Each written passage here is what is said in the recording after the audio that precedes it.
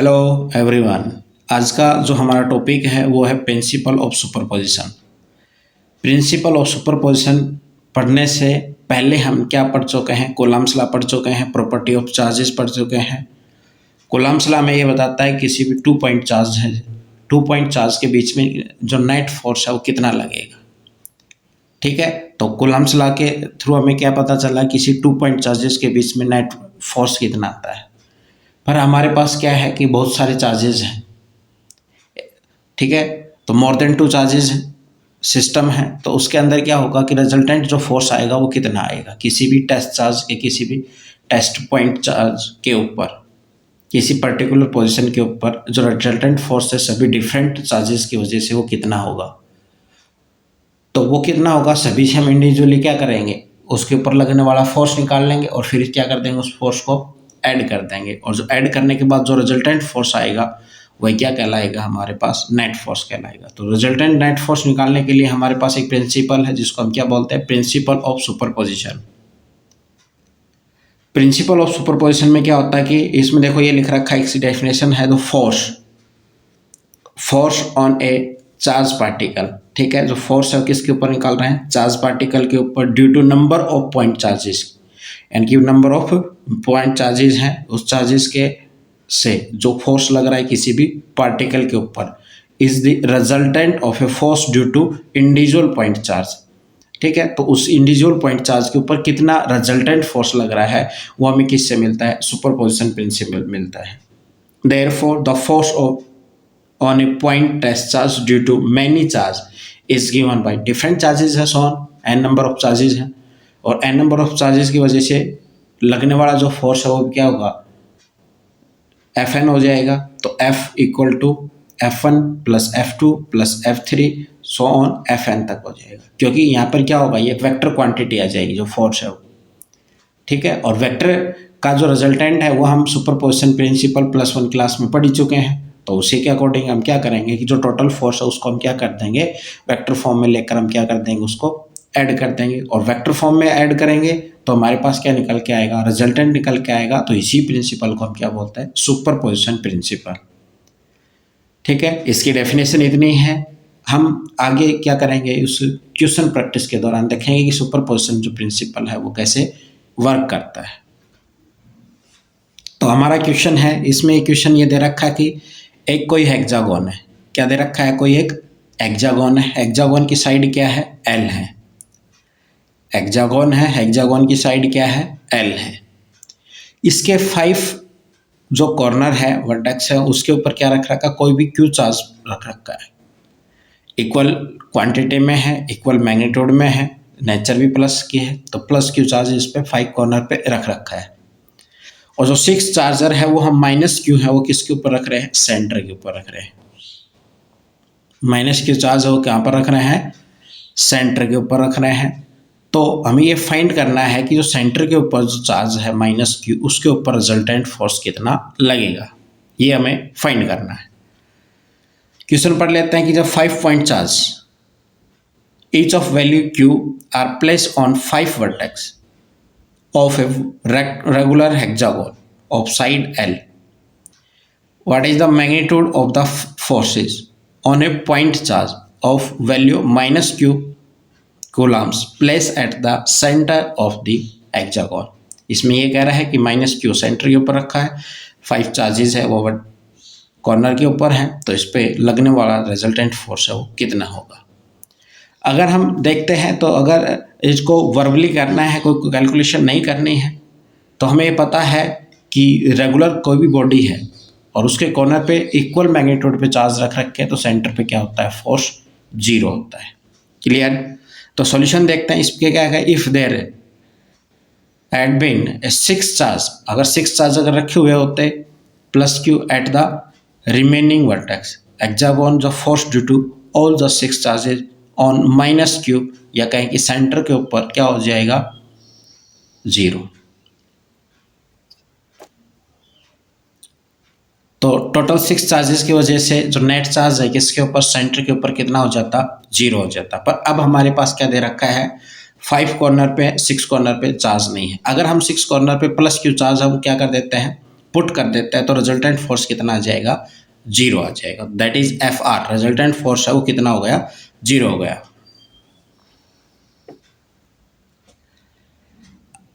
ठीक है, now if F is the force due to the 6 charge and F due to the remaining 5 charge, and capital F तो 5 की वजह से और स्मॉल एफ है वो किसकी वजह से है, इस 6 के ऊपर अगर हम अपनी तरफ से पुट करते हैं तो क्वेश्चन में दे नहीं रखा है, तो टोटल फोर्स क्या हो जाएगा, 0।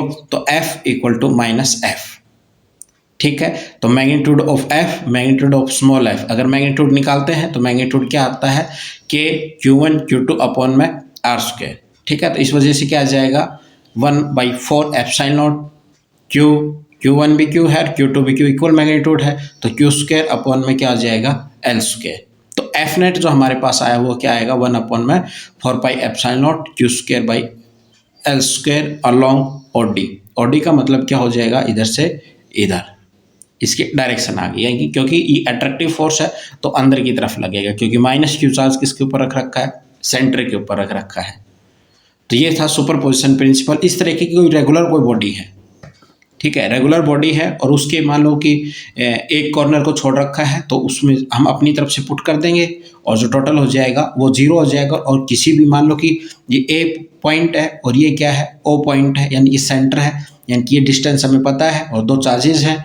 ठीक है, तो इन दोनों चार्जेस के बीच में हम रिजल्टेंट फोर्स है वो क्या निकाल लेते हैं, इजीली निकाल लेते हैं। अगर इसको डिटेल फॉर्म में अगर वैसे करेंगे तो किसी 2 है, 2 को ऐड करेंगे, एंगल बीच में दे रखा है, फिर उसका रिजल्टेंट उसके साथ, उसका रिजल्टेंट उसके साथ, उसका रिजल्टेंट उसके साथ, उस तरीके से निकालेंगे। जब भी नेट जो फोर्स है वो कितना आएगा, इतना आएगा। तो हम इस जो रिजल्ट है या प्रिंसिपल है इसका यूज करते हुए हम क्या कर रहे हैं, जो क्वेश्चन है उसको सॉल्व कर पा रहे हैं।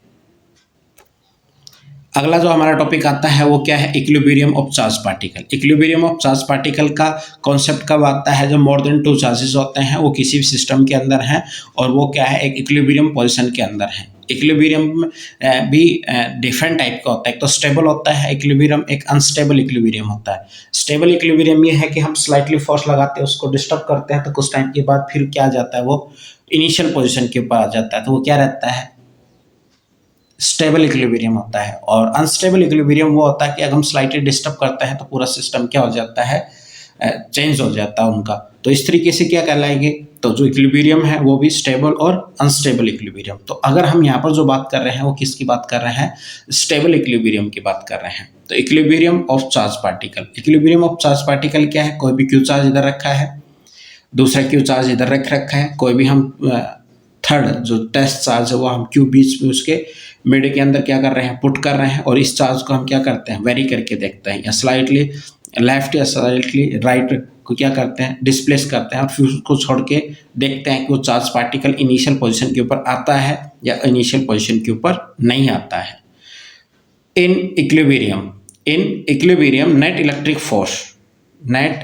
Force on every charge particle is 0, क्योंकि एवरी चार्ज पार्टिकल के ऊपर फोर्स रहेगा 0, तभी क्या होगा, इक्विलिब्रियम में रहेगा। मान लो कि ये क्यू चार्ज है, इस चार्ज के ऊपर कोई ना कोई रिजल्टेंट फोर्स है, तो इसको कोई ना कोई रिजल्टेंट फोर्स मिलते हैं क्या करेगा, मूव कर जाएगा, और इसको मिलते हैं ये मूव कर जाएगा, और इसको मिलते ही ये मूव कर जाएगा।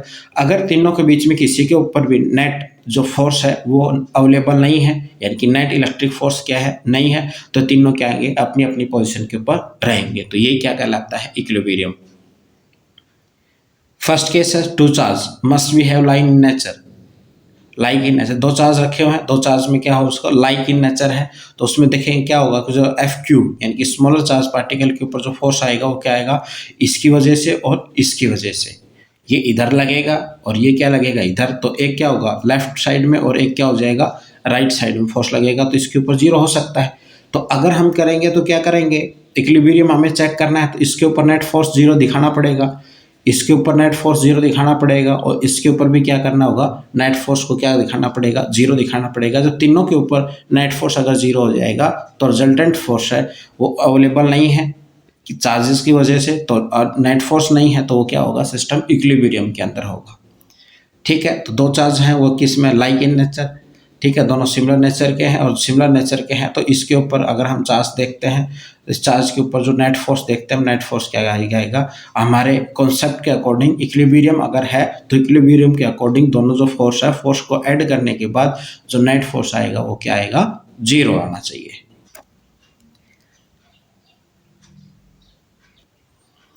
ठीक है, नेक्स्ट जो आता है क्या कि इसमें जो थर्ड चार्ज है should be unlike in nature.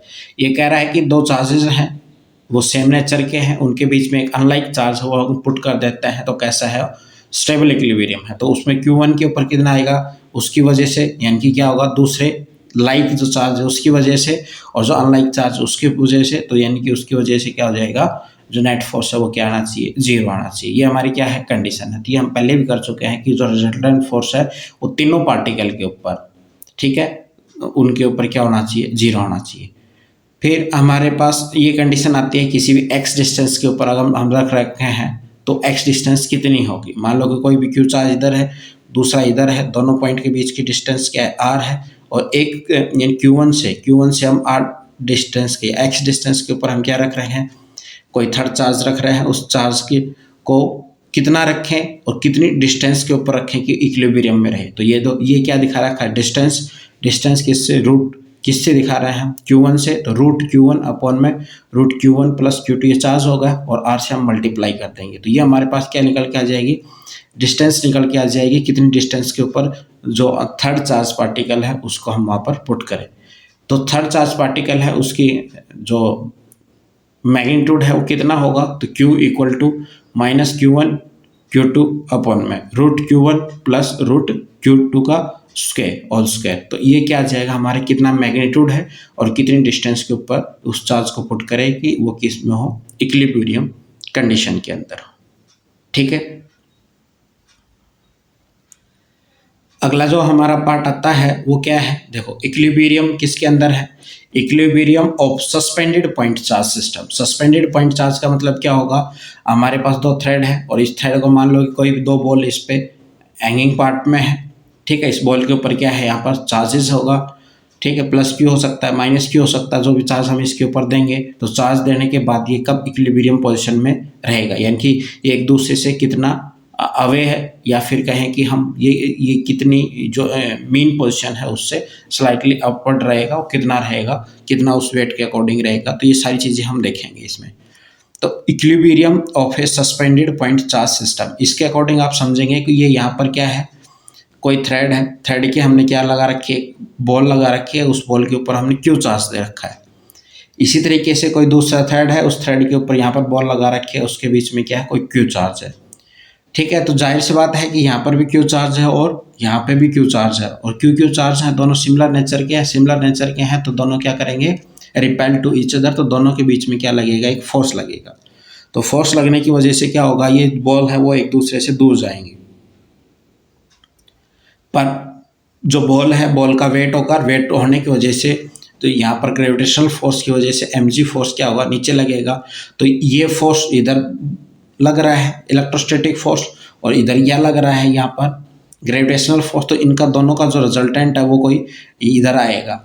ठीक है, और उसको कौन बैलेंस कर रहा है, उसको ये जो थ्रेड है, टेंशन है, वो क्या करेगी, उसको बैलेंस करेगी। इस थ्रेड की जो लेंथ है वो क्या है, L है। यहाँ पर मिड से जो पॉइंट से जो एंगल बना वो क्या, थीटा इधर बन गया, और इधर से कितना बन गया, थीटा बन गया। तो क्वेश्चन की स्टार्टिंग करते हैं। क्वेश्चन की स्टार्टिंग में सबसे फर्स्ट है, हम क्या मान के चलेंगे कि अब ये जो सिस्टम है पूरा किस में है, इक्विलिब्रियम पोजीशन में है, और इक्विलिब्रियम पोजीशन में है तो फर्स्ट क्या है, for equilibrium position. Equilibrium position है तो इक्विलिब्रियम पोजीशन में देखेंगे कि हमें क्या मिल रहा है। ये देखो थ्रेड है, ठीक है, थ्रेड का ये एंगल थीटा है, तो ये एंगल भी क्या हो जाएगा, थीटा हो जाएगा। तो ये जो ये हमारे पास निकल के आया है, ठीक है, ये कौन सा है, ये इसके परपेंडिकुलर है। तो इसका ये पार्ट है, इसका टेंशन का ये पार्ट क्या हो जाएगा, टी कॉस थीटा हो जाएगा। टेंशन का कौन सा पार्ट, ये पार्ट क्या हो जाएगा, टी कॉस थीटा, और इधर टेंशन का ये पार्ट कौन सा हो जाएगा, टी साइन थीटा। तो हमने जो थ्रेड है, थ्रेड के अंदर टेंशन है, टेंशन को हमने क्या किया, वेक्टर रेजोल्यूशन के थ्रू क्या कर लिया, तोड़ लिया है। किस में, दो पार्ट में, एक तो क्या है टी कॉस थीटा और एक टी साइन थीटा के अंदर। ठीक है, टी साइन थीटा किसके बराबर है, इलेक्ट्रोस्टैटिक फोर्स के बराबर है, और टी कॉस थीटा किसके बराबर है, ग्रेविटेशनल फोर्स के बराबर है, यानी कि mg के बराबर है। तो ये हमारे पास क्या होगा, दो इक्वेशन बनेंगी, दोनों इक्वेशन को हम सॉल्व करके रिजल्टेंट जो हमें निकालना है, फाइंड करना है, वो निकाल लेंगे। तो सबसे पहले क्या आ रहा है, टी कॉस थीटा किसके बराबर है, mg के बराबर है। T sine theta electrostatic force, electrostatic force में क्या होगा, इक्वल चार्ज है q, तो k क्यू स्क्वायर अपॉन में r क्या है, इसके बीच की डिस्टेंस कितनी है, दोनों बॉल के बीच की डिस्टेंस क्या है, x है। तो T sine theta equal to electrostatic force k Q square upon में x स्क्वायर। यहाँ पर हम क्या करेंगे, डिवाइड करेंगे T sine theta upon T cos theta, तो T sine theta F E upon में एम जी, तो ये यहाँ पर tan theta equal to F E upon M G equal to K Q square, ठीक है, के क्यू स्क्वायर अपॉन में X square, और एम जी नीचे आ गया। तो ये हमारे पास क्या आ गया, ये हमारा प्राइमरी स्टेप आ गया। ये हमारा कॉन्सेप्ट है, इक्विलिब्रियम कॉन्सेप्ट है, और इक्विलिब्रियम कॉन्सेप्ट से हम क्वेश्चन को क्या कर रहे हैं, सॉल्व करने की स्टार्टिंग कर रहे हैं। हमने क्वेश्चन का फर्स्ट स्टेप किया। अब हम क्या मान रहे हैं, जो थीटा है वो क्या है, स्मॉल है। स्मॉल है तो tan theta equal to sine theta equal to X upon में 2l, ठीक है। ये हमारे पास क्या आ गई, कंडीशन आ गई। एक्स अपॉन में 2l कैसे आएगा, ये जो दूरी है ये कितनी है, x/2, और ये है वो कितना है, l है। तो साइन थीटा इक्वल टू क्या आ जाएगा, x अपॉन में 2, और नीचे क्या आ जाएगा l, तो ये क्या आ जाएगा, x अपॉन में 2l। ये वैल्यू हम क्या कर रहे हैं, यहाँ पर इसको tan theta sine theta equal है, तो स्मॉलर एंगल में यानी 1 to 10 डिग्री के बीच में अगर एंगल हो तो हम वही वैल्यू क्या कर देते हैं, एंगल की पुट कर देते हैं। तो x अपॉन में 2l equal to K Q square electrostatic force upon में ग्रेविटेशनल फोर्स इलेक्ट्रोस्टैटिक के क्यू स्क्वायर अपॉन में एक्स स्क्वायर, और ये क्या हो जाएगा, mg, ठीक है। तो ये बराबर पुट कर दिया। इसके बाद हम सॉल्व करेंगे तो एक्स क्यूब इक्वल टू ये आ जाएगा, और फिर x की वैल्यू सॉल्व करेंगे तो हमारे पास ये आ जाएगी, ठीक है। तो ये हमें पता चलता है कि कोई भी इक्विलिब्रियम है, इक्विलिब्रियम कंडीशन के ऊपर दोनों बॉल की बीच की डिस्टेंस कितनी है, x है, और वो डिस्टेंस कितनी होगी ये हम क्या कर चुके हैं, फाइंड कर चुके हैं। Clear. If the whole setup take up किसमें, आर्टिफिशियल सैटेलाइट के अंदर रखेंगे तो जी इफेक्टिव क्या हो जाएगा, 0, और जी इफेक्टिव 0 हो जाएगा। तब क्या करेंगे वहाँ पर हम, तब जो ये mg क्या हो जाएगा, 0, सिर्फ क्या बचेगा, इलेक्ट्रोस्टैटिक फोर्स बचेगा, और इलेक्ट्रोस्टैटिक फोर्स बचेगा तो ये क्या हो जाएगी, ये बॉल इधर पहुंच जाएगी और ये बॉल है वो इधर पहुंच जाएगी। तो दोनों के बीच की डिस्टेंस कितनी हो जाएगी, l और ये l, तो बीच की दोनों बॉल के बीच की डिस्टेंस कितनी हो जाएगी, l और 2l हो जाएगी, और 2l हो जाएगी। उस टाइम पर टेंशन कितना होगा, t इक्वल टू इलेक्ट्रोस्टैटिक से, क्योंकि ग्रेविटेशनल तो हट गया है, तो इलेक्ट्रोस्टैटिक, तो t equal to electrostatic force के क्यू स्क्वायर अपॉन में 2l स्क्वायर, तो 2l स्क्वायर का मतलब क्या हो जाएगा, 4l स्क्वायर हो जाएगा। क्लियर।